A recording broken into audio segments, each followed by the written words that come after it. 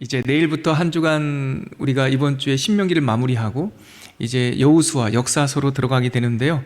이제 2023년 봄을 맞이하는 리듬, 그 계절을 맞이한 것 같습니다. 여호수아서를 시작으로 이제 역사서가 들어갑니다. 역사서는 여러분들 알다시피 따로 이름이 있는 게 아니라 구약 성경 혹은 신약 성경에 비슷한 그 성경들을 묶어서 별명을 통칭으로 부르는데요.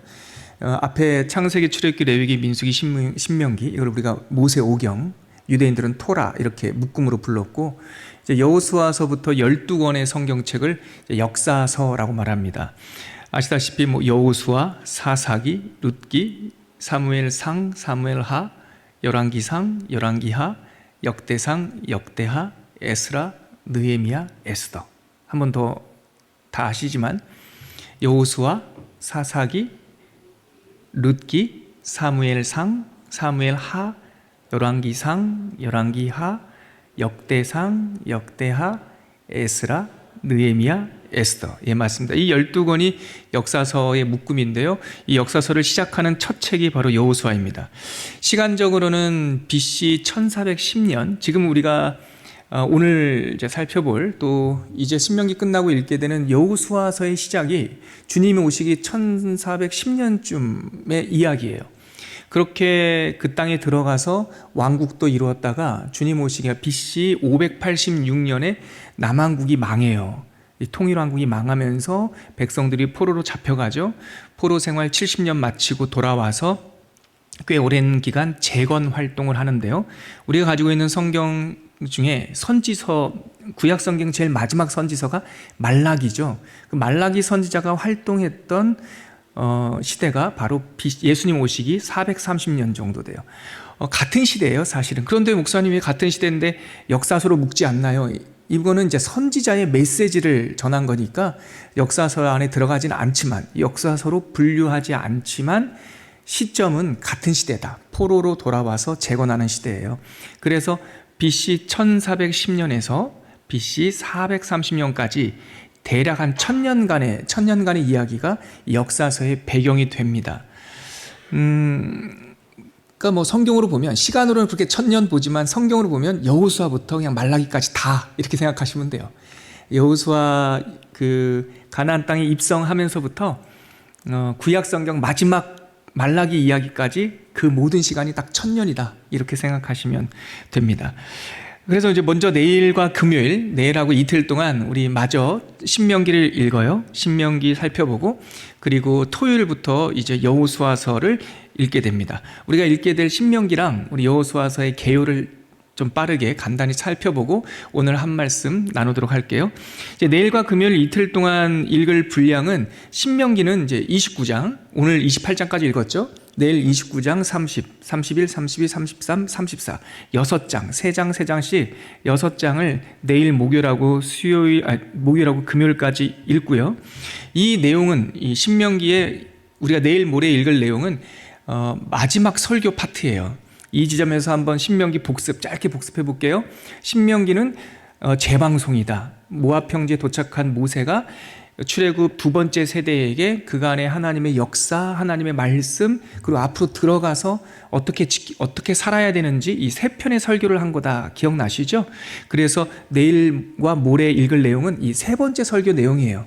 세 번째 설교가, 이 두 번째 세대가 가나안 땅에 들어가거든 하나님의 명령과 법도를 이렇게 지켜야 된다. 어기면 안 돼. 그리고 가서 이방인들하고 통혼을 한다든가 이런 거 주의해야 돼. 이렇게 당부하는 이야기거든요. 자, 그러면 그 장별로 제가 조금 설명해 드릴게요. 내일 읽게 될 29장 그리고 30장이 포함된 그 세 번째 설교는 27장부터 시작되거든요. 그래서 내일 본문이 오늘 읽었던 것도 세 번째 설교예요. 그래서 자막을 한번 보여주시면 신명기 27장부터 30장까지가 새 땅에 들어가서 이런 언약들, 율법들을 지켜야 된다라는 내용이에요. 그래서 첫 번째 그 땅에 들어가서 지켜야 될 언약들의 첫 번째 단락이 뭐였냐면, 그리심산과 에발산에 12지파들을 따로 세워놓고, 그리심산에 쓴 사람들한테는 하나님의 말씀을 지키면 이런 복을 받을 거야. 에발산에 선 사람들한테는 하나님의 말씀을 지키지 않는다면 이러한 화가 임할 거야. 사실 이것은 편가르기가 아니라 동전 뒤집기랑 똑같은 거죠. 지키면 복을 받고 만약에 하나님의 길에서 떠나면 화가 돼. 그 행동 설교를 27장과 28장 오늘 읽은 내용이 그 내용이에요. 이제 내일 29장과 30장은요. 다시 모세가 하나님의 말씀을 요약을 하면서 이것은 율법, 소위 이 호크마 혹은 뭐 하나님의 율법이라고 말하는 이것은 그냥 법률이 아니라 하나님의 백성들이 잘 살길 원하는 바르고 복받고 건강하게 그 땅에서 잘 살기를 원하는 하나님의 언약, 약속이야 라고 하는 것을 이제 내일 읽을 본문 29장 30장에 다루고 있어요. 자, 그리고 나서 31장부터요 신명기는요 끝부분에 있는 31, 32, 33, 34가요 이거 부록처럼 참 독특해요. 운문이에요. 운문. 그러니까 시처럼. 그래서 31장 외우기도 쉽죠. 31 새롭게 시작하는 것처럼 32, 33, 34 그리고 끝나는데요. 31장에는 후계자 여호수아를 세우면서 그 지도자들에게 권면하는 거예요. 축사하듯이 여호수아야 말씀을 떠나지 마. 또 지도자들이여 하나님의 백성들을 잘 인도해 주세요. 31장 권면, 32장은 모세의 노래, 찬양이에요. 지금까지 120년 살면서 하나님이 나를 어떻게 지키셨는지, 어떤 복을 받았는지 그 노래를 32장에 찬양을 올리고요. 31장에는 지도자들과 여호수아에게 권면했다면 33장에는 축복이에요. 옛날에 그래서 제가 33 이렇게 해가지고 두 손을 이렇게 축도하듯이 벌려놓은 모습을 상상을 했어요. 자꾸 헷갈리거든요. 권면이 31장이었나 축도가 31장이었나 이렇게 헷갈릴 때 손 두 개 편 것처럼 생각해서 33장 이거는 모세가 축복하는 거예요. 백성들 이스라엘 2세대 모두에게. 그리고 34장 맨 마지막에는 모세가 죽은 이야기가 기록되어 있어요. 모세가 대부분을 다 구전으로 말하고 사람들이 받아 적어서 기록했다. 암송하고 기록했다라고 되어 있지만 이 34장은 모세의 죽음의 장면을 후대 사람들이 이렇게 기록한 것으로 보이죠. 이렇게 신명기가 끝나요. 말씀에 그러니까 내일부터 읽은 말씀 다시 한번 보시면요. 그리심산 에발산에서 축복과 저주의 행동 설교를 하고 언약이다. 이것은 법률이 아니라 언약이다. 다시 언약을 확정한 다음에 백성들을 31장에서 권면하고 또한 모세가 찬양하고 모세가 축복하고 모세가 죽었어요. 그러면서 신명기가 마무리되고 모세오경도 마무리되면서 이제 여호수아로 들어가게 됩니다. 그래서 여호수아 이렇게 120년의 향년을 끝으로 모세는 이 가나안 땅에 못 들어가요. 가나안 땅이 내려다 보이는 느보산 언덕에 산 위에 올라가서 혼자 그 산을 바라보면서 어디서 죽었는지 무덤도 남기지 않고 조용히 무대 뒤로 사라져요. 하나님의 뜻입니다. 그래서 이제 모세의 120년, 120세를 살았거든요. 보면은요, 이것도 참 묘해요. 40년 딱 떨어져요. 모세는 40년을 애굽 땅에서 왕자로 살았죠. 그리고 중반부 40년, 중년 시대를 이 미디안 광야에서 목동으로 살았죠. 그래서 80세가 되고 다 준비된 다음에 후반기 40년을 하나님의 종으로 광야에서 살았죠. 이것이 모세의 인생입니다. 이렇게 신명기를 끝으로 모세오경이 다 끝난 다음에 여호수아서 이제 역사서 12권의 역사서가 들어가는데요. 여호수아서 1장 한번 펴보시죠. 이렇게 그래서 여호수아서는 모세오경, 신명기를 이어서 여호수아서라고 하는 역사서는 이렇게 시작합니다. 우리 1장 1절과 2절 성경을 한번 펴보시겠습니까? 같이 한번 읽어볼게요. 역사서의 시작입니다. 시작. 여호와의 종 모세가 죽은 후에 여호와께서 모세의 수종자 눈의 아들 여호수아에게 말씀하여 이르시되 내 종 모세가 죽었으니 이제 너는 이 모든 백성과 더불어 일어나 이 요단을 건너 내가 그들 곧 이스라엘 자손에게 주는 그 땅으로 가라. 여호와의 종 모세가 죽은 후에 이게 역사서의 첫 문장이에요. 그러므로 여호수아에게 하나님께서 신탁 명령을 내리는데 내 백성을 다 장정만 혹은 군사만이 아니에요. 모든 백성 아이까지 젖 먹는 아이까지 다. 물론 동쪽에서 땅을 이미 분배받은 르우벤 지파, 갓 지파, 므낫세 반 지파 이미 본인들의 분깃이 받은 요 사람들은 장정들만 가요. 나머지 9개 반 지파는요 아이들까지 모든 사람들이 다 넘어가요. 그러면서 내 이스라엘 자손에게 주는 그 땅으로 가라. 이제 이번 주 금요일 토요일 우리 청년 공동체에 우리 봄 말씀의 만남의 축제를 하는데요. 이번 만남의 축제 주제가 여호수아예요. 그 땅으로 가라. 예, 이제 준비가 된 거죠. 이러면서 역사서가 시작이 되죠. 그래서 이제 가나안 동쪽에 도착한 출애굽 2세대가 새로운 지도자 여호수아의 인솔하에 약속의 땅으로 들어갑니다. 이때가 바로 아까 말씀드렸듯이 BC 1410년. 여러분들 받아 적을 것도 없이 성경책에 이렇게 보면 나와 있을 거예요. 이렇게 파란색 글자로. 그리고 나서 왕국 시대를 거쳐 남왕국 유다가 멸망하는 BC 586년 거쳐 말라기 귀환한 사람들이 재건하는 이야기 430년까지 쭉 이어지죠. 자, 그러면 이제 신명기 끝나고 다음 주 수요일까지는 여호수아 15장까지 읽게 되거든요. 1장부터 15장까지. 그러니까 꽤 많은 내용을 이번 주에 읽어야 되니까, 이번 한 주에 읽어야 되니까 그 장별로 간단하게 한번 설명드릴게요. 자, 먼저 여호수아 구조 한번 보시죠. 신명기는 세 개의 설교라고 했듯이 여호수아는 총 24장으로 되어 있어요. 24장. 여호수아서 구조는 어떻게 되어 있나? 이렇게 되어 있어요. 제1부, 딱 두 부로 되어 있어요. 1부, 가나안 땅을 정복하자. 이게 1부예요. 그럼 여호수아서 2부는요, 가나안 땅에 정복했으니까 그 다음에 어떻게 돼요? 정착하자. 외우는 것도 너무 쉬워요. 24장을 절반으로 딱 나누면 1부, 2부예요. 그래서 1장서부터 12장까지가 1부, 13장부터 24장까지가 2부. 자, 1부는 뭐라고요? 그 땅을 정복하자. 2부는요, 그 땅 이제 정복했으니까 정착하자. 정착하는 이야기의 시작이 땅을 이렇게 분배받는 거겠죠. 자, 그래서 이제 1부 내용을 좀 더 깊게 들어가 볼게요. 1부를 한번 보시죠. 그 땅, 가나안 땅을 정복하는 이야기입니다. 이제 다음 주에 우리가 읽어야 될 거예요. 1부 이야기도요, 두 파트로 나눌 수 있어요. 여러분, 그 땅 정복하려면 뭐 해야 됩니까? 먼저 그 땅에 들어가야죠. 요단강을 건너는 일로 상징되는 가나안 땅 입성 이야기가 1부의 첫 번째 파트 이야기고요. 들어갔으니까 어떻게 해야 돼요? 이제 싸워서 정복해야죠. 그게 두 번째 파트 이야기예요. 자, 여호수아서 1부 이야기는 그 땅을 정복하는 이야기인데, 정복하는 거는 첫째 그 땅에 들어가고, 둘째 그 땅을 정복하고, 이렇게 두 가지겠죠. 그래서 1장부터 5장까지가 가나안 땅 입성 이야기예요. 그래서 입성하는 이야기가 어떻게 구성되느냐? 1장에는 후계자 여호수아를 방금 우리가 읽었듯이 준비하고, 여호수아가 하나님께로부터 들었던 그 말씀을 백성들에게 전달하는 게 1장이고요. 2장과 3장은 이제 군사적으로 준비하는 거예요. 정탐꾼도 보내고, 정탐 갔다 오니까 이제 백성들에게 다 같이 건너가자. 그래, 르우벤, 갓, 므낫세 반지파, 너희들은 여기 있어. 대신에 남자들은 다 가야 돼.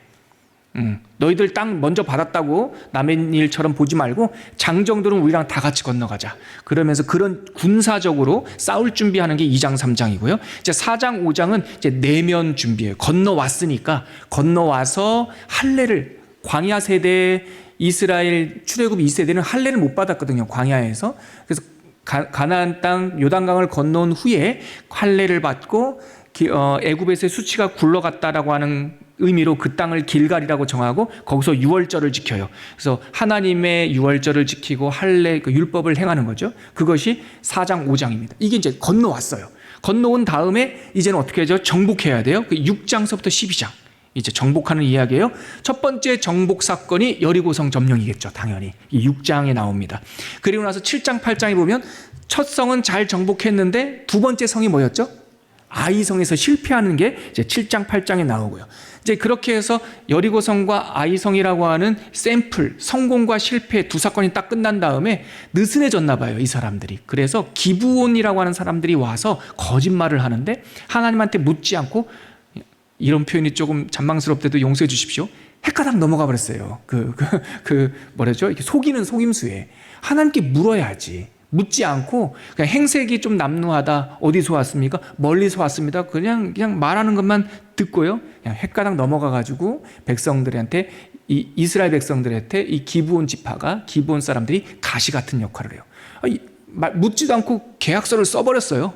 그래서 계약서를 물을 수가 없으니까 기브온 사람들 때문에, 앞으로 우리가 역사서 보겠지만 이 사람들 때문에 좀 골치 아픈 일들이 앞으로 좀 생깁니다. 그 다음에 이제 여리고성에서의 성공도 했고, 아이성에서의 실패와 회복도 했고, 정신 놓고 있다가 속아서 다시 정신도 바짝 차리고 이제 본격적인 전쟁이 시작되는 게 10장, 11장, 12장. 먼저 이게 딱 모양을 보면 여리고성으로 들어가는 게 땅콩처럼 생긴 우리나라 지형으로 보면 강원도처럼 생긴 이 이스라엘 땅에 허리를 딱 치는 거였거든요. 허리를 치고 탁 들어가서 남방 정벌하고 그리고 나서 다시 북방 팔자를 이 행군을 지도로 보면 팔자 그리듯이 남쪽에 쭉 정벌하고 다시 북쪽에 올라가서 정벌을 해요. 그래서 완벽하지는 않지만 12장까지 남과 북의 성읍들을 정복하는 이야기가 기록되어 있습니다. 그리고 뭐 이렇게 12장이 끝나고요. 다음 주 수요일 날 이제 13, 14, 15 이 뒷부분 제 2부 이야기가 시작되는데 잠깐만 말씀드리면 다음 주에도 정착하는 이야기는 좀 더 말씀드릴게요. 자, 여호수아서 2부를 한번 잠깐 자막을 보여주세요. 13장부터 마지막 24장까지 가나안 땅에 정착하는 이야기예요. 자, 정착할 때 어떻게 땅을 분배해 주나? 먼저 아까 말씀드렸듯이 동쪽에는 이미 분배받은 사람들이 있죠. 르우벤 지파, 갓 지파, 므낫세 반 지파. 전쟁에 승리하고 나서 이제 여호수아가 그 요단강을 함께 건너온 그쪽 동쪽 지파 사람들을 잘가 수고했어. 너희들도 수고했다. 우리 여기 얻었으니까 이제 돌아가세요라고 하는. 근데 뭐 그 사이에 또 오해가 있을 뻔했는데 아무튼 동쪽 지파가 분배받는 이야기가 13장에 나오고요. 그 다음에 서쪽 지파 이제 나머지 9지파 반이 분배를 받아야 되잖아요. 속도 안 빠르죠? 이제 따라오시고 계시죠? 순서가요 너무나 심플해요. 하나님께 먼저 칭찬받았던 1세대 생존자 2명 있죠. 누구죠? 여호수아와 갈렙. 지금 누가 이끌고 있죠? 여호수아. 여호수아는 땅을 언제 몇 번째로 분배받을까요? 한번 제가 퀴즈 낼게요. 맞춰봐요. 1세대 중에 지금 이 땅 분배하는 이 순간에 생존하고 있는 사람이 2사람이에요. 여호수아와 갈렙. 그럼 지금 현재 리더, 최전방에 서 있는 리더가 누구라고요? 여호수아. 그럼 그 사람이 최고 리더니까 제일 먼저 자기 것부터 챙겨야 되겠죠? 하나님의 법칙은 그렇지가 않아요. 제 최고 리더인 여호수아는 맨 마지막에 합니다.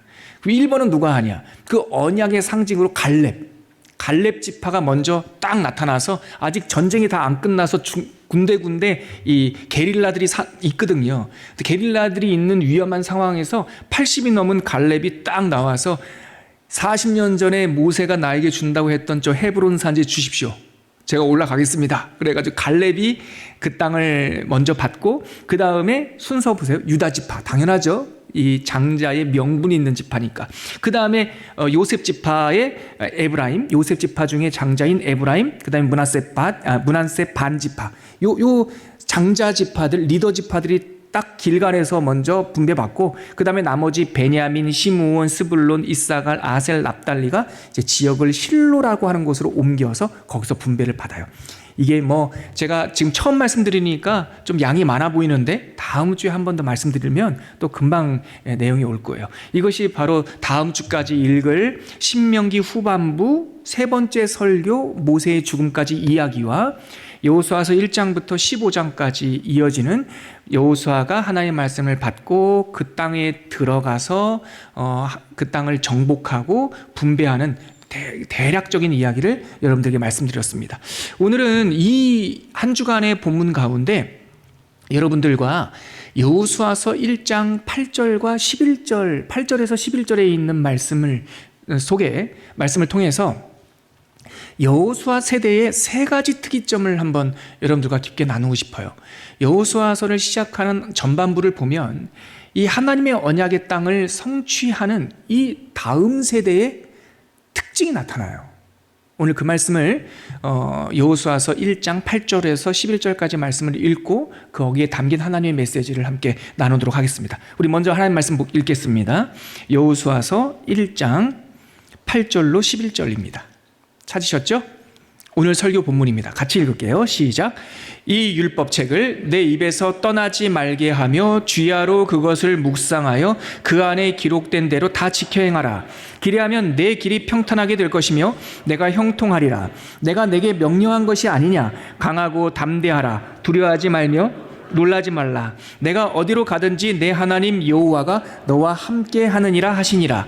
이에 여호수아가 그 백성의 관리들에게 명령하여 이르되 진중에 두루 다니며 그 백성에게 명령하여 이르기를 양식을 준비하라. 사흘 안에 너희가 이 요단을 건너 너희의 하나님 여호와께서 너희에게 주사 차지하게 하시는 땅을 차지하기 위하여 들어갈 것임이니라 하라. 지금 하나님의 명령을 받은 여호수아는 먼저 리더들에게 그 하나님의 명령을 전달하고, 그 리더들은 각 진중 그 백성들 곳곳을 다니면서 우리가 준비해라, 짐을 싸라, 3일 안에 우리가 요단강을 건너갈 것이다 라고 광고를 하고 있는 거예요. 좀 준비하고 있는 거죠. 오늘 이 본문 안에서 꼭 이 네 절, 8절에서부터 11절까지 네 절에게만 국한된 것이 아니라 이 요단강을 건너는 이 역사적인 2세대, 출애굽 2세대의 어떤 부분이 1세대와 달랐으며 그 속에 담긴 하나님의 메시지는 무엇인지 우리가 함께 생각하고 우리들의 삶에 적용해 보려고 합니다. 여러분, 이들을 부르는 이름이 여러 가지가 있어요. 방금 저도 여러 가지를 혼용했었는데, 이 사람들, 지금 가나안 땅 요단강을 건너는 이 사람들을 많은 사람들은 출애굽 2세대라고도 부르고요, 또 광야 세대라고도 부르고요, 또 다음 세대라고도 불러요. 근데 저는 오늘 본문 설교 제목처럼 여러분들에게 이제 여호수아를 시작하는 이 시점에서 새로운 이름을 좀 제안하고 싶어요. 바로 여호수아 세대라고 하는 이름이에요. 왜 이 말씀을 굳이 이렇게 딱 잘라서 부를 필요는 없지만, 적어도 여호수아서를 읽을 때는 바로 이 역사의 등장인물들, 이 역사의 주인공인 이 사람들을 여호수아 세대라고 부르는 게 좋겠어요. 왜냐하면요, 광야 세대라고 부르면 광야 세대는 1세대, 홍해를 건너온 1세대와 또 거기서 자라거나 태어났던 2세대가 섞여 있어요. 그리고 여호수아 바깥에 사사기가 시작될 때도 같은 세대인데 연결되어 있는데, 여기 이 사람들은요, 하나님이 다른 이름으로 불러요. 여호와를 모르는 다음 세대라고 불러요. 그러면 여호수아서에 등장해서 물론 실수도 하고 성공도 하지만 하나님과 함께 오래된 언약의 땅을 성취하는 이 세대는요, 딱 15년 기록되어 있는 거예요. 여호수아 1장서부터 여호수아 24장까지가 시간적으로는 15년이에요. 그 15년 안에 성공도 하고 실패도 하면서 언약의 땅을 성취했던 이 사람들은 따로, 우리가 여호수아서를 읽을 때는 요 시기에 있었던 사람들을 따로 떼어 여호수아 세대라고 구분해서 부르는 것도 가하다. 그 안에 담긴 메시지를 묵상하는데 참 유익하다는 생각이 듭니다. 이 사람들은요, 제가 여호수아 세대라고 부르는 이 사람들은 아까 우리가 읽었던 1장 2절에 이제 너는 이 모든 백성과 더불어 일어나 이 요단을 건너 내가 그들 곧 이스라엘 자손에게 주는 그 땅으로 가라, 이 말씀을 듣고 강을 건넌 사람들이에요. 근데 이 요단강을 건넌 사건은요, 하나의 사건 이상의 상징적 의미가 있는 사건입니다. 모세 세대와, 보세요, 요단강을 건넜다라는 것이 여호수아 세대의 탄생을 의미해요. 이 전까지는 혼용되어 있기도 했죠. 요단강을 건너는 사건은 광야 세대와 모세 세대라고 부를게요. 모세 세대와 여호수아 세대를 구분하는 이 시간의 매듭이에요. 요단강을 딱 건너면서 여호수아 세대의 정체성, 그 땅에 첫 발을 내딛는 사람들이 되는 거예요. 또 하나, 이 요단강을 건너는 사건은 광야, 하나님께서 하늘에서 만나주시는 거 먹고 살았던 광야 생활 습관과 언약의 땅에서 나는 소출을 먹는 언약의 땅에서의 생활이라고 하는 공간의 매듭이 또 돼요. 그래서 요단강을 건넌 사건은 한번 기적이 있었네가 아니라 시간의 매듭, 공간의 매듭의 특징이 있습니다. 그래서 여러분, 이 사건들을 쭉 살펴보면 하나님께서 이 여호수아 세대에게 모세 세대와는 다른 독특한 몇 가지 말씀들을 주세요. 그 말씀들 속에 담긴 메시지가 가히 가볍지 않단 말이죠. 그래서 하나님께서는 여호수아 세대에게 도대체 어떤 것을 주로 명령하실까? 저는 이 특징 속에서 영적인 여호수아 세대잖아요, 우리가. 예수 그리스도의 십자가를 통해서 사망으로 갈라져 있던, 하나님과 우리 사이에 갈라져 있던 그 강이 갈라져 버린, 사망의 강이 끝난 사람들이에요. 그러니까 지금 다른 말로 뭐 어떤 사람들은 구약 시대를 예수님이 오시기 전에를 율법의 세대, 예수님이 오신 이후를 은혜의 세대 이렇게도 부르기도 하는데, 저는 저희들을 생각할 때 우리 스스로의 정체성을 볼 때 여호수아의 세대에 가깝단 말이에요. 또 개인적으로 적용해 보면 각자에게 하나님께서 주신 고유한 분깃을 성취하는 순간이 있단 말이죠. 시간적으로. 그럴 때 하나님께서 이 여호수아 세대에게 명령하셨던 이 특이점들, 이 사람들은 모세 세대와 어떤 게 특이하게 달랐나라는 것을 묵상할 때 우리들의 공간, 즉 2023년 이 은혜의 시대에 살고 있는 우리들에게도 적용할 수 있고, 시간, 내 개인적인 삶에서 그 고유한 분깃을 성취할 때 나 개인에게 적용할 수 있는 중요한 메시지가 될 수 있다라고 저는 생각을 합니다. 여러분, 그러면 여호수아 세대는 뭐가 달랐을까요? 모세 세대와 두드러지는 특이점이 뭐가 있을까요? 첫 번째 우리가 발견할 수 있는 것은, 그들은, 이 여호수아 세대는 보이는 대로 판단하거나 다수결로 결정하지 않았다라는 특징이 있어요. 이들이 시간적으로 보면 요단강을 건너기 전에, 이 결정적인 사건인 요단강 도하 전에 제일 먼저 한 게 있습니다. 정탐꾼을 파송하는 사건이었어요. 그게 여호수아서 2장에 나옵니다. 한번 찾아볼까요? 여호수아서 2장 한번 가보시죠. 여호수아서 2장 1절입니다. 찾으셨으면 같이 읽을까요? 시작. 눈의 아들 여호수아가 시딤에서 두 사람을 정탐꾼으로 보내며 이르되 가서 그 땅과 여리고를 엿보라 하매 그들이 가서 라합이라 하는 기생의 집에 들어가 거기서 유숙하더니, 여러분, 모세 세대와 여호수아 세대, 광야에서 생을 마무리했던 1세대와 요단강을 건너서 언약을 성취했던 2세대의 독특한 차이점은 정탐꾼 파송하는 것부터 티가 탁 나요. 여호수아는요, 정탐꾼을요 2명만 파송합니다. 그리고 그 땅을 엿보라고 합니다. 그래서 두 사람을 보냈는데 평가라고 하지 않습니다. 좋은 땅인지 어떤지 보고 오라고 하지 않습니다. 그 땅을 살펴만, 그냥 그 땅만 보고 와, 이렇게 얘기합니다. 그런데 내용을 읽어보면요, 여러분 여호수아서 2장 읽어보면 되게 재밌는 게, 정탐을 이 사람들이 한 게 없습니다. 요단강을 건너서 라합의 집에 하룻밤, 첫날 밤 묵자 하다가 들킵니다. 딱 들켜요. 그래서 거기서 숨어 있다가 야반도주 하듯이 창문으로 내린 이 동아줄 줄 붙잡고 내려와서 다시 돌아와요. 한 게 없어요. 자기네들의 실력이나 자기네들이 본 거나, 또한 많은 사람들을 파송해서 또 누구 빼면은 삐질까봐 12지파에 한 사람씩 대표 뽑아가지고 12명 보냈던 과거 사건하고 좀 다르단 말이에요. 뭐가 떠오르죠? 파송했던 모세 세대에 파송했던 사건이 하나 있죠. 민수기 13장에 있었던 가데스 바네아 사건입니다. 가데스 바네아에 지금부터, 이때로부터 39년 전에 이미 정탐꾼을 한번 파송했었잖아요. 그때는 몇 명 파송했습니까? 12명 파송했어요. 어떤 방식으로요? 각 지파에 한 명씩 대표 뽑아서, 왜냐하면 아까도 말씀드렸듯이 누구 지파 한 명 빠지면 안 된다 싶어서 12명 뽑아서 보냈는데요, 갔다 와서 그들이 다 똑같은 거를 봤는데 다수결에서 밀렸습니다. 2명, 여호수아와 갈렙은 하나님께서 약속하신 것을 보고 왔어요. 그 땅이 과연 젖과 꿀이 흐르더이다. 12명이 다 봤어요. 그런데 나머지 10명은 약속한 것만 보지 않고 세상의 것을 같이 봤어요. 자기 수준으로 잣대를 갖다 댔어요. 우리가 볼 때 우리에 비해 그 사람들은 거인이더이다. 우리가 볼 때 그들의 성은 철옹성이더이다. 그래서 우리가 결정할 때 우리는 그들 앞에서 메뚜기와 같더이다. 우리는 그들 앞에 가서 이길 수 없나이다 하고 자기들 수준으로 판단했고요. 그리고 나서 10대 2였잖아요. 다수결로 밀렸습니다. 그래서 급기야 백성들의 불평이 연병처럼 퍼지기 시작하더니 모세를 돌로 쳐서 죽이려고 하다가 하나님께서 진노한 거예요. 그 진노 때문에 40년 광야 이 영성 스쿨이 필요했던 거 아니겠습니까? 그 시간을 통과하고 온 거예요. 여호수아가 이제 또 들어가야 돼요. 들어가려면 정탐꾼을 봐야 돼요. 보고 와야 돼요. 근데 여호수아는요 12명을 그때를 기억하죠. 그 2명 중에 1명이 자기였으니까.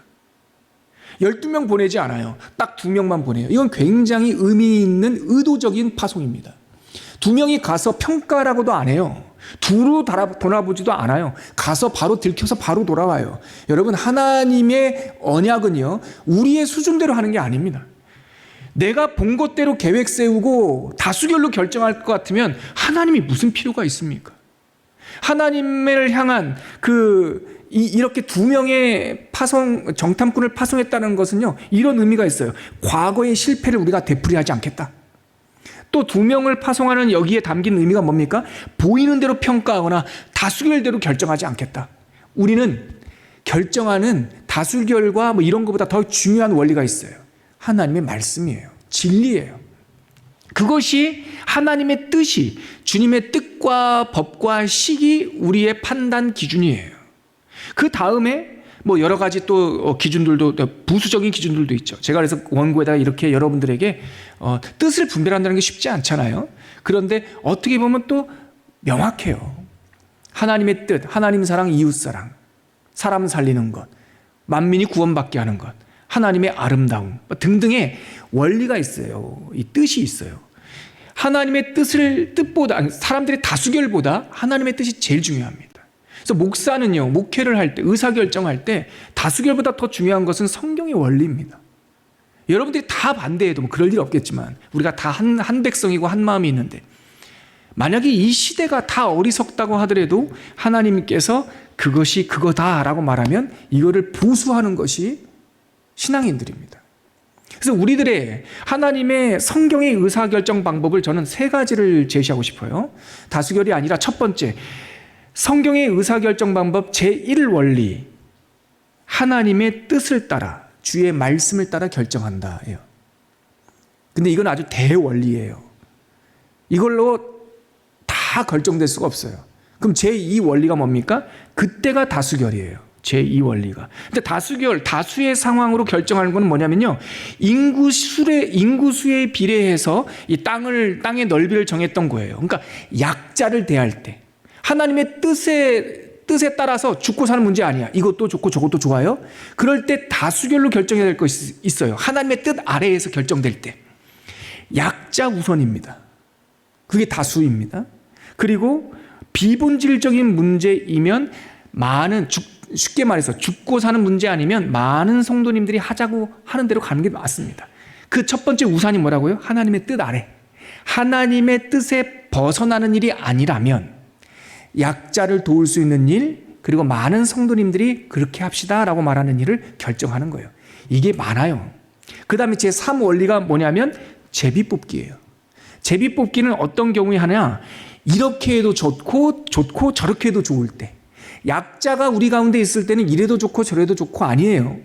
약자가 우리에게 있을 때는 그분들, 약자 우선의 원리예요. 그런데 두드러지는 약자가 없이 동으로 가도 되고 서로 가도 돼요. 그럴 때는 제비뽑기예요. 성경에서 말하는 의사결정 여러 가지가 있지만 크게 세 가지요. 하나님의 뜻이 우리는 제일 우선입니다. 두 번째, 성도들이 많이 원하는 것, 또 그중에서 특별히 약자를 보호할 수 있는 것이 두 번째 원리입니다. 세 번째 원리는 이래도 좋고 저래도 좋을 경우에는 하나님의 뜻을 물어 제비뽑기를 합니다. 이렇게 결정을 하죠. 아무튼 제가 부수적으로 이런저런 말씀드렸는데, 여호수아가 요단강을 건너기 전에 두 명의 정탐꾼을 파송했다라고 하는 것은 굉장히 의도적인 결정이다. 이것은 무엇이다? 과거의 실패를 되풀이하지 않겠다. 과거의 실패가 뭡니까? 보이는 대로 판단하거나 다수결로 결정하지 않는다. 우리는 하나님의 뜻대로, 하나님께서 주시겠다 했고 3일 이내에 들어가라 했으니까 우리는 들어간다. 들어갈 거지만 척후병을 보내서 확인하고 들어온 거예요. 자, 두 번째, 여호수아 세대가 모세 세대와 다른 특이점이 뭐가 있나? 믿음으로 먼저 요단강을 밟아서 기적을 열어요. 이것이 여호수아 세대의 특징이에요. 이 장면이 여호수아서 3장 8절에 나와요. 여러분 성경 한번 보시겠어요? 자, 3장 8절 같이 읽겠습니다. 시작. 너는 언약궤를 맨 제사장들에게 명령하여 이르기를, 너희가 요단 물가에 이르거든 요단에 들어서라. 요단 강가에 이르거든 일단 들어가라. 들어가서 밟아라. 여러분, 이게 비교가 되는 사건이 있죠. 모세 세대에서 뭐가 있죠? 홍해바다 사건하고 비교가 되죠. 40년 전에 모세 세대가 애굽에서 나올 때 그들에는 하나님의 역사를 경험해 본 적이 없어요. 430년 동안 애굽에서 종살이 했어요. 바다가 갈라진다는 건 꿈에도 알 수가 없죠.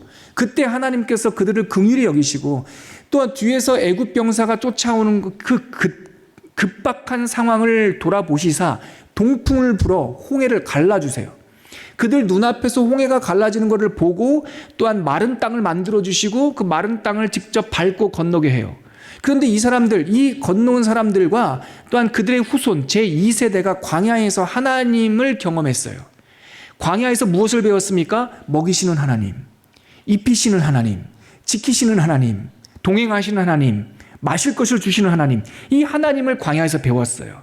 그리고 나서 요단강 앞에 섰죠. 이제 여호수아 세대가 드디어 언약을 성취해야 될 그 순간 요단가에 섰어요. 하나님의 여호수아 세대를 향한 레슨은 뭐냐면 기적을 보여주고 걸으라는 게 아니에요. 일단 들어가래요. 믿고 들어가래요. 그러면 기적이 열릴 거래요. 이것이 바로 여호수아 세대의 특징입니다. 우리가 처음에 하나님을 믿을 때 홍해가 갈라지는 듯한 기적들을 많이 경험하죠. 비상적인 경험도 있고 그래서 그런 걸 간증하는 것도 있습니다. 여러분 앞에서 나와서 간증하시는 분들 참 귀한데요. 평범한 여러분들의 믿음의 여정을 일반적인 드라마틱한 간증보다 적은 것으로 생각하지 마십시오. 가장 큰 제자도 가장 허리가 굵고 믿음이 뿌리가 깊게 내린 믿음은 뭐냐면요. 일상의 영성이에요. 일상의 영성. 하나님께서 요단 강가에 이르게 할 때 그 강물이 넘실대도 하나님께서 갈라주신다 하셨으니 건너가라 하셨으니 들어가라 하는 말씀에 아직 안 갈라졌더라도 들어가는 거예요. 그들이 들어갔더니 요단강이 쫙 물러가서 물벽을 이루면서 갈라졌어요. 근데 여기서 또 하나의 원리가 있습니다. 누가 먼저 들어갑니까? 제사장이 먼저 들어갑니다. 영적인 리더들이 그냥 폰만 잡는 게 아닙니다. 하나님께서 믿음의 확증을 주실 때 제일 선봉에 서야 될 사람들이 중직자들입니다. 목사입니다. 성도들 앞으로 다 내밀고 뒤에 여러분들 들어가면 뒤에 갈게요. 나 걸어갈 수 있도록 나무다리 만들어놔요. 이거 아니에요. 이런 목사 아니에요. 하나님께서 들어가라 하면 들어가는 거예요. 근데 제사장들이 메고 가는 게 있습니다. 뭐죠? 하나님의 법궤. 법궤 뚜껑을 다른 말로 뭐라고 하죠? 시은좌, 하나님의 은혜가 임하는 곳. 이스라엘 백성들은 법궤, 이 그룹이 천사가 날개를 펴고 가운데를 감싸고 있는 법궤의 가운데 자리를 보면 하나님께서 거기에 좌정한다라고 상징적으로 봤단 말이죠. 그러니까 제사장들이 그 요단강 안으로 들어갔지만 그들이 메고 갔던 게 뭐라고요? 하나님의 의자라고요. 보좌. 그러므로 그들의 제일 먼저 앞서가시는 분이 누구였습니까? 하나님이신 거예요. 그러니까 목사나 중직자나 교회의 리더들은 내가 중직자니까 내가 맨 앞에 서야지가 아니라 내가 중직자니까 내가 목사이니까 내가 리더이니까 하나님과 함께 먼저 본을 보이는 거예요. 그리고 더 기가 막힌 거는 그렇게 들어가면 뒤에 족장들이 따라와요. 족장들은 먼저 건너가요. 건너갈 그 자리를 마련해요. 적군들이 있을 수도 있으니까. 그런데 제사장들은 하나님의 말씀의 법궤는 마지막 어린아이 한 명이 건너갈 때까지 요단강 가운데 그대로 서 있습니다. 이게 중요한 거예요. 영적 리더가 누굽니까? Fast in, slow out이에요. 제일 먼저 들어가고 제일 나중에 나와요. 이것이 여호수아 세대가 요단강을 건널 때 보여줬던 하나님의 레슨이에요. 이제는 기적을 보고 하나님 기적 보여주시면 할게요. 그 수준 넘어서야 돼요. 물론 그렇게 믿음이 시작되지만 우리가 믿음이 단단해지고 벌써 이제 말랑말랑한 것은 넘어서고 단단한 것을 먹어야 될 장성한 분량에 이르렀다면 이제는 기적 보여주면 갈게요가 아니라 말씀을 믿고 믿음으로 기적을 여는 사람들이 되셔야 돼요. 하나님께서 무엇을 원하시는지, 우리에게 어디로 가라고 해야 하는지, 그래서 그 믿음을 가지고 요단강을 가르는 기적을 여는 거죠. 끝으로 세 번째 있어요. 여호수아의 특징, 여호수아 세대의 세 번째 특이점은요, 입 다물고 겸손과 순종으로 싸웠다라는 거예요. 이 사건이 뭡니까? 여리고성 사건이에요. 이들은 말씀 앞에 순종하는 훈련을 했어요. 여러분, 하나님의 영적 전쟁 선봉에 서는 사람들의 특징이 뭐냐면요, 수모를 견디는 힘이에요. 제가 누차 말씀드립니다. 하나님의 방법이에요. 성경에 선명하게 기록되어 있는 민족과 민족, 그 언약의 땅에 성취하는 여리고성 전쟁의 전략이었어요. 하나님께서 뭐라고 말씀하십니까? 우리 여호수아서 6장 한번 찾아보시죠. 여호수아서 6장 3절에서 5절인데요. 같이 한번 읽어볼까요? 6장 3절에서 5절 시작.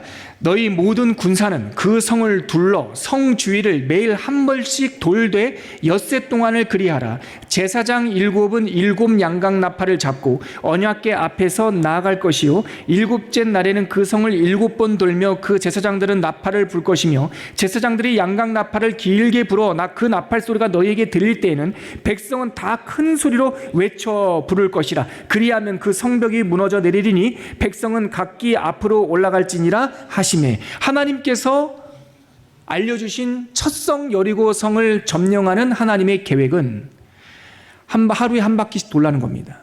전원이, 군사만 아니요, 전원이, 애 낳은 엄마도, 애를 품고 있는 학부형들도, 또 갓난 어린아이들까지 손 잡고 그 성을 도르라는 겁니다. 하루에 한 번씩. 그리고 6째 날까지 한 번씩 돌고 마지막 7번째 날에는 끝까지 힘을 다하여 마지막 진액을 쏟아내듯이 7번을 돈 후에 하나님의 양각 나팔이 뿡 하고 불리면 여호와께서 이 성을 우리에게 주셨다라고 외치라고 말씀하십니다. 그러면 그 성이 무너질 것이다. 이것이 참 중요한 것입니다. 여러분, 이것과 대비되는 전쟁이 있습니다. 39년 전 가데스 바네아에서 정탐을 했죠. 그들이 그 정탐도 실패했지만 사실 싸움도 실패했거든요. 하나님께서 불순종한 그들을 보면서 야, 올라가지 마라. 너희들 그 상태로 올라가다가는 큰일 난다. 그때 이스라엘 백성들이 한 번 실수한 것까지는 그렇다 쳐요. 근데 여러분, 불순종과 교만은요 계속 반복돼요. 정탐도 실패했는데 하나님께서 야, 너희들의 마음가짐으로는 이길 수가 없다. 올라가지 마라 그랬는데 민수기 14장 44절에 보면 그들이 그래도 산 꼭대기로 올라갔고, 올라가지 말랬는데 올라가요. 그러다가 죽어요. 싸움은, 하나님의 전쟁은 총칼로 하는 게 아니거든요. 영적 전쟁은 혈과 육을 상대하는 게 아닙니다. 하나님께서 올라가지 말라 그러는데 39년 전에는 끝내 그래도 올라가다가 죽어요. 하나님께서 영적 전쟁을 실행하시는 여리고성 전쟁에서는 어떻게 말씀하셨냐면 싸우지 마, 칼 빼지 마, 그리고 기가 막힌 말씀하셨어요. 입에 재갈을 물려야 된대요. 우리 6장 10절 한번 보시겠습니까? 여호수아서 6장 10절 같이 읽겠습니다. 시작. 여호수아가 백성에게 명령하여 이르되 너희는 외치지 말며 너희 음성을 들리게 하지 말며 너희 입에서 아무 말도 내지 말라. 그리하다가 내가 너희에게 명령하여 외치라 하는 날에 외칠지니라 하고. 하나님의 솔루션은 여리고성 돌 때 아무 말도 하지 말라는 거예요. 재갈을 물리라는 거예요. 이것이 힘듭니다. 영적 전쟁의 가장 큰 무기가 뭐냐면 입 다물고 기도하는 겁니다. 입으로 죄를 지으면요 완수할 수가 없습니다. 하나님의 끝날을 보지 못했는데 불평하면요 끝날이 오질 않습니다. 여러분, 7째 날 이 성을 주신다고 했는데 돌면서 계속 불평하고 왜 이래? 왜 도대체 이러는 거야? 내 이해력은 판단하지 않고 모세가 지금 우리 생고생 시키는 거 아니야? 근데 이게 왜 힘든 일인지 아십니까? 아니, 여리고성 사람들이 가만히 있었겠냐고요. 이 백성들이 여리고성을 돌 때 그 성에 있는 사람들은 가만히 있었습니까? 가만히 있지 않았습니다. 여호수아서 24장에 보면 바로 이 여리고 전쟁을 회고해요. 여호수아가 맨 마지막에 은퇴하면서 이런 말을 해요. 여호수아서 24장 11절 한번 제가 읽어드릴게요. 여호수아서 24장 11절 들어보세요. 여러분, 너희가, 여호수아가 하는 말입니다. 너희가 요단을 건너 여리고에 이른즉 여리고 주민들 곧 아모리 족속과 브리스 족속과 가나안 족속과 헷 족속과 기르가스 족속과 히위 족속과 여부스 족속이 너희와 뭐하기로? 싸우기로 내가 그들을 너희 손에 넘겨주었으며. 이 전황이 24장 11절에 정확하게 나오는 거예요. 여러분, 여리고성, 제가 전에도 말씀드렸지만 여리고성 전쟁을 무혈입성이라고 자꾸 누가 그렇게 말하는데 아닙니다. 그러면 판타지예요. 아니 여러분, 아무런 공격도 없고 아무런 싸움이 없는데 순종하기가 왜 어렵습니까? 그냥 싸우지도 말고 한 바퀴 돌으라는 거 누가 못합니까? 그냥 산책하듯이 돌면 되지. 근데 24장 11절에 보니까 아니에요. 가나안 7족속이 다 모였어요. 처음에 정탐할 때 라합이 뭐라고 말합니까? 너희들이 광야에서 배회하는 거 가나안 사람들이 다 알고 있었다는 거예요. 홍해를 건너올 때부터 너희 그 메뚜기 같은 너희 민족들이 광야에 있다라는 거 다 알고 있었다는 거예요. 그러니까 가나안 족속들은요 40년 동안 지켜보고 있었어요. 언젠가 저 광야에서 그 방황하는 저 민족이 우리에게 위협이 되겠다라고. 그래서 요단강을 건너와서 여리고성에 이를 때에 24장 11절에 뭐라고 말합니까? 가나안 족속 7족속이 다 모여서 싸웠다는 거예요. 이 상황에서 아무것도 하지 않고 여리고성을 도는 것이 쉽겠습니까? 안 쉬워요. 돌에 맞은 사람도 있어요. 나무 던져가 나무 맞은 사람도 있습니다. 끓는 물 쏟으면 끓는 물이 튀어가지고요, 아야! 소리칠 만한 사람도 있습니다. 하나님은 뭐라고 말씀하십니까? 소리 내지 말래. 재갈을 물리라는 거예요. 왜 재갈을 물려야 됩니까? 왜 기도의 부르짖음, 주님의 이름을 부르는 이 기도에 왜 입을 다스려야 됩니까? 하나님의 전쟁은 우리의 불평으로 이룰 수가 없기 때문에요. 그리고 맨 마지막 날 7째 날에 여호와께서 이 성을 너에게 주셨다 하라. 이 나팔이 불리는 순간 그냥 외치면 무너지는 거예요. 여러분, 여호수아 세대, 언약의 땅을 성취했던 그들 세대의 특이점입니다.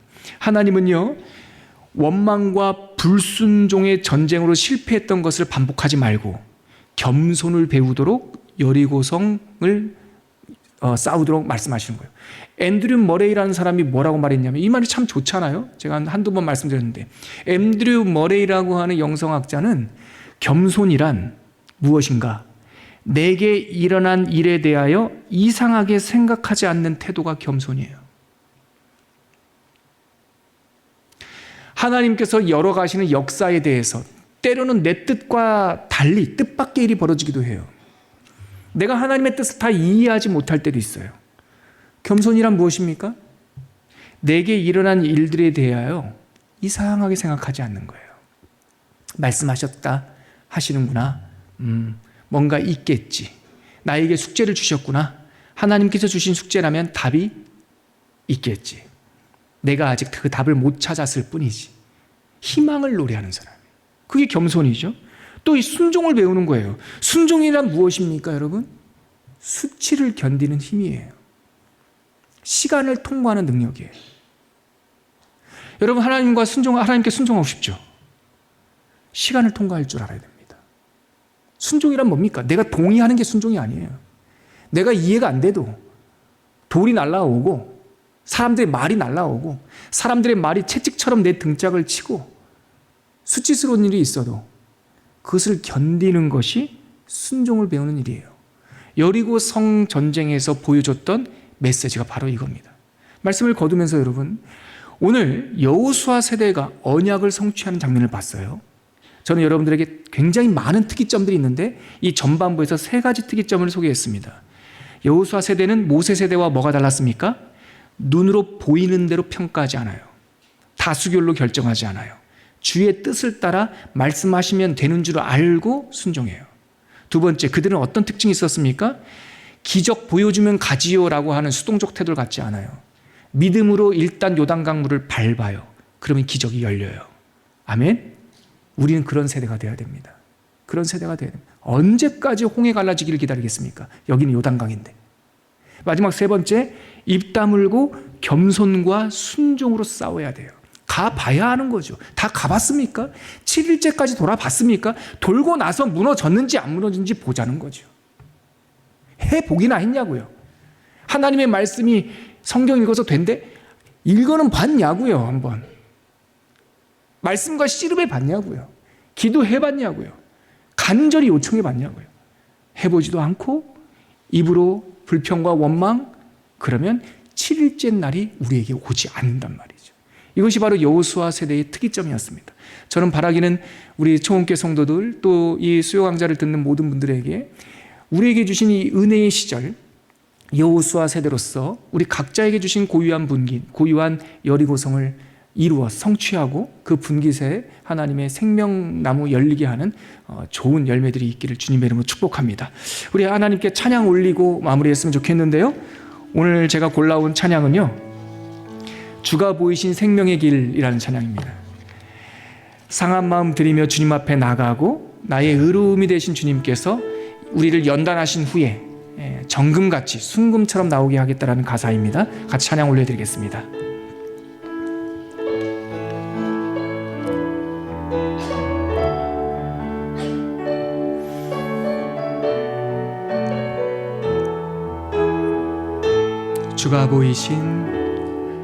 주가 보이신 생명의 길 나 주님과 함께 상한 마음을 들이며 주님 앞에 나가리. 나의 의로움이 되신 주 그 이름 예수, 나의 길이 되신 이름 예수. 나의 길 오직 그가 하시나니 나를 단련하신 후에 내가 정금같이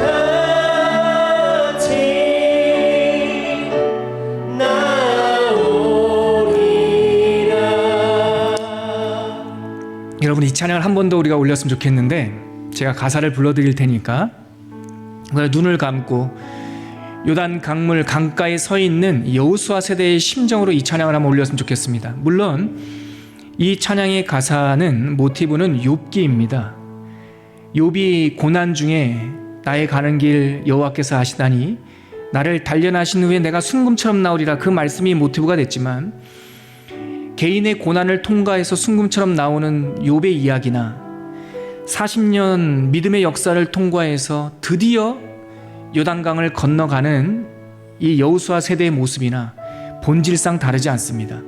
이 시간 함께 눈을 감고 찬양할 때 요단 강가에서 나의 길 아시는 주님의 말씀을 믿고 그 넘실대는 요단강을 건너서 언약의 땅으로 넘어가는, 그래서 광야의 수치와 어려움들을 다 벗어내고 길갈, 애굽의 수치가 굴러갔다라고 하는 새로운 세대로 태어나게 해달라, 새로운 삶을 살게 해달라라고 하는 마음을 가지고 이 찬양을 한 번 더 올려드리도록 하겠습니다. 찬양하겠습니다. 주가 보이신 생명의 길.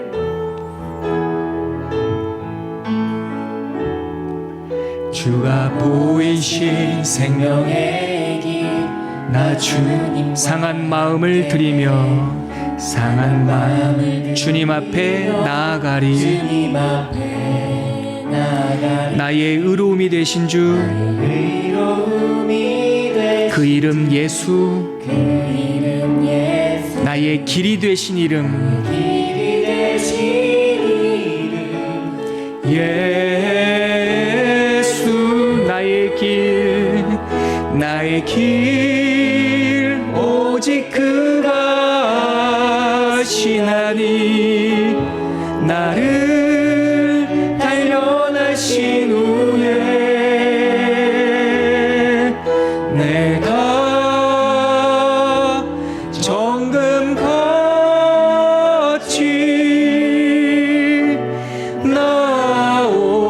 나의 길 오직 그가 하시나니 나의 길 오직 그가 하시나니 나를 단련하신 후에 내가 정금같이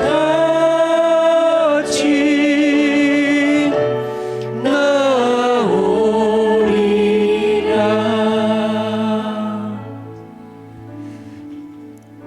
하나님께서 우리들에게 거룩한 상상력을 주실 때 말씀을 펴고 읽을 때마다 우리가 그 공간 안으로 들어갑니다. 그 말씀에 체험을 합니다. 하나님, 우리가 여호수아 세대입니다. 홍해가 갈라지는 것을 본 적도 없던 사람들입니다. 하지만 들었고 배웠고 광야에서 하나님을 체험했기 때문에 요단강을 갈라주시겠다라고 하는 이 말씀이 믿어집니다. 두려움이 없는 건 아니지만 말씀에 의지하여 우리보다 앞서가시는 법궤를 따라서, 말씀을 따라서 요단강 안으로 들어갑니다. 우리 인생에 요단강이 갈라지게 하여 주시옵소서. 안 될 거라고 생각했던 세상의 문제가 믿음의 능력으로 갈라지는 경험을 하게 하여 주시옵소서. 여리고성이 무너지게 하시고 주가 보이신 생명의 길을 따라서 사망의 강물은 다 물러가며 새로운 생명의 길로 담대하게 행진하여 들어가는 믿음의 세대, 여호수아 세대 되게 하여 주시옵소서. 예수 그리스도의 이름으로 기도합니다. 아멘.